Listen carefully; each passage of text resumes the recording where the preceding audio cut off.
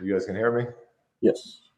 Yeah. All right. So I'll start by saying that the same message. It's like until we realize, until we get better at playing defense, it's going to be hard to win because tonight it's like I can point at a lot of different things that we can do better, and that's pretty much every game. But we shot 20% from three. Like most nights, that's not going to happen. But the message to our guys is like, listen, we can't just rely on scoring to either stay in games or win games. And right now, that's kind of what we're doing most nights out. And offensively, we're doing good things. We're putting up big numbers, but that's just not. That's no way to win consistently unless you're one of the most elite offensive teams of all time, which we're not there. So it's got to hit home that we have to be able to get stops so that when we have off nights like tonight, we still give ourselves a chance. And give Atlanta credit. They came back and after we got up on a nice early lead, they worked their way back into it. So give them credit, and we have to be better. James Ham? Yeah, Luke, you have your starting unit, which has been pretty solid. You have your closing unit, which has been pretty solid. But how do you find something different with those other groups that you're trying to mix and match with? Because the second quarter, you guys just got thumped, unfortunately. Yeah. We're working. We're trying to find that rhythm because you're right. We've found a group that starts most games pretty well, and we've found a group that ends most games pretty well. We've struggled to find a rhythm, and that's not on any individual player. That's on us as a team. Like we have to do a better job of competing and playing better when there's different groups of us out there. So that is something that we're looking into and trying to find the best way to go about that. But it hasn't been a strength of ours so far this year. Jason Jones? Yeah, Luke, when these teams are going on the runs, what are you looking for your guys to do execution-wise to kind of slow it, maybe at 6-0 before it gets to 10, 12? Like, what do you want to see them start to do in those situations? Well, first off, what we're really looking for, which we're making slow strides at getting better, is the guys on the court coming together and talking about what they're seeing and what's happening out there. And that to me is always the first sign of a team that's ready to take the next step. Besides that, it's I talk to De'Aaron and Tyrese a lot. I want the ball, and Harrison to a certain extent too, because of what he can do when he gets the matchup that we like,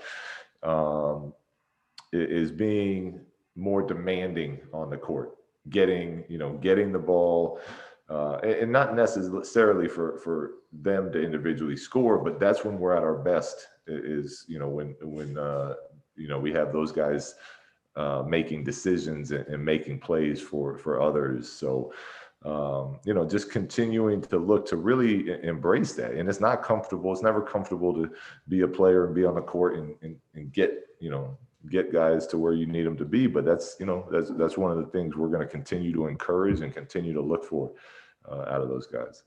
Tony Harvey. Yeah, Coach Walton. I just Rajon Rondo. It seemed like he got into the game that second quarter and he changed the dynamics. A layup here, a three-pointer here. He's just doing things without any pressure on it. Could you comment on what he was doing? Because that's when things changed for the Atlanta Hawks. Yeah, you're absolutely right. He was huge in that turnaround for them. As far as getting them good looks and knocking down shots himself.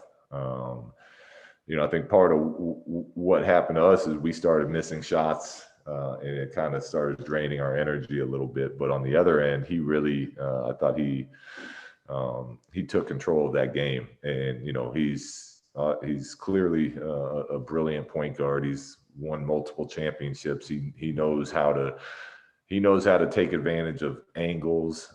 He knows how to attack.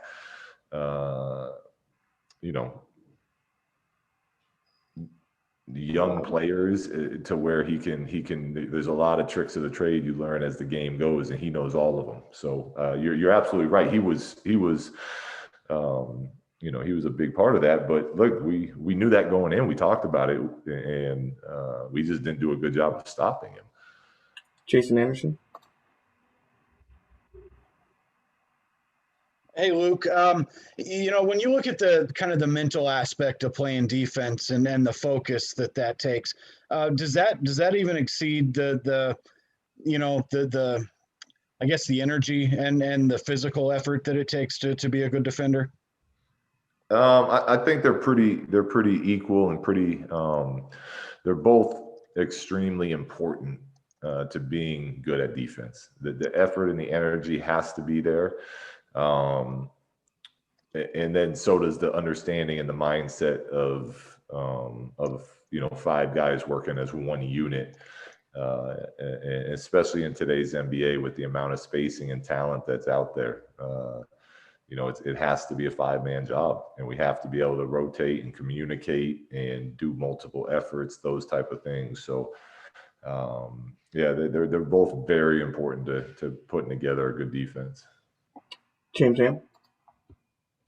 Yeah, Luke, you talked about you want your guards like De'Aaron and Halliburton to get to the rack. Tonight's game specifically, I mean, Fox puts up big numbers, but those 10 3-point attempts, he could get to the line, he can get to the key at will this whole game, and it seems like he settles. Is there a moment where you have to pull him aside and say, look, if the three's not falling, we need you at the rim or setting up, breaking down and getting your teammates involved? Yeah, but that's part of his development, James. And it's like, as he keeps growing as a player, like he had 32, he got to the free throw line 10 times. As a team, we had 66 points in the paint. You know what I mean? So like part of it is, yes, like keep attacking, stay in attack mode. But part of it is like if teams are going to go under, like we have confidence in him and we want him shooting those shots. And, there's going to be some nights that are off. And out of that 10, there's probably a couple, when we go back and watch it, that we can talk about where like this is early in the shot clock. Maybe this is one that we can cut out of that. But for the most part, like, for us to continue to grow as a player, and you look at when we've had our success, he's knocking down threes, and we're confident in him that he'll make them, and we want him always in attack mode. But if players are going to constantly go under, we have to, not we have to, but we're gonna live with him taking and making threes. Jason Jones. Yeah, look, you kind of touched on it. I was going to ask you, what's the fine line between a good three and a bad three, especially on a night like this where overall of the team, you guys are struggling from there? Yeah, it's different for different people. To me, anytime Buddy gets a catch and shoot three, whether that's in transition or out of the offense, that's a good three for us. I mean, he is an elite 3-point shooter that we want out there in constant attack mode from the 3-point line. So, for some of the other guys, it's kind of like, can we get that shot later in the shot clock? And if the answer is yes, then let's look to probe and get something else. And if that happens out of the flow or the rhythm of an offense, then I don't care who it is. If they're a 3-point shooter for our team, and it's coming out of ball movement and drives and kicks, and they're open, we want them shooting it. And like I said, most nights we're going to make a lot more than 20% from threes, and I think we've proven that. But on nights where we can't make a shot, we got to be able to rely on playing some sort of defense. So it's going to be a tough lesson to keep learning until we can get there. All right, Kamani. Hey, Coach. I hope you're doing well. From a collaboration standpoint, what's missing? I mean, that's my question. Is just overall, what from the collaboration standpoint, what's missing here? Well, From a, what are you talking as a whole, or from defense, or what are we talking about? Well, you here? mentioned the defensive lapses, but Yeah, there's so it's to me it always starts with it's communication and effort, right? And then for us, I like the effort a lot of the times, but our communication is not great. And then we have to be more physical. We have to understand how to be able to play defense and make people feel us without fouling. And then we know, like, we're undersized against certain teams, which is, means that it takes, again, all 5 guys being connected on that end. And right now there's just, as you go through the game, there's just too many breakdowns from those different areas. Even tonight, I told the guys at the halftime, this 10-point game, and we had an awful second quarter. They had 10 points. We track it, 10 points, just throwing the ball over the top for layups in transition. Like that part of it is, again, comes back to effort and communication. You got back, you're here.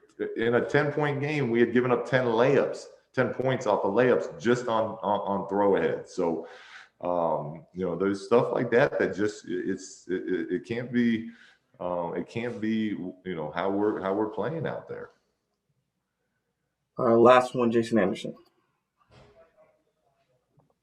Luke, as you're talking about this, have you seen, I think we have seen stretches of games where the communication, the level of communication and execution was there, right? So why can you have it for some stretches and then not, the team doesn't maintain it for other stretches? Yeah, it's a good question, and it's one of those things. It's part of the process we're going through as a team. I've for example, I talk about Rondo because we just played Rondo and I coached Rondo.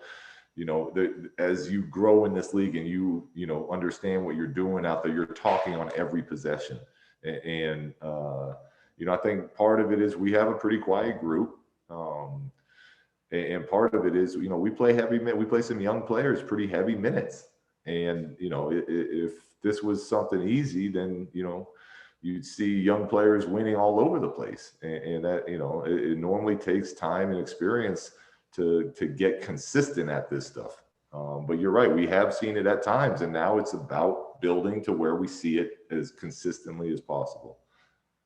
All right. Thank you, Coach. All right. Thanks, guys.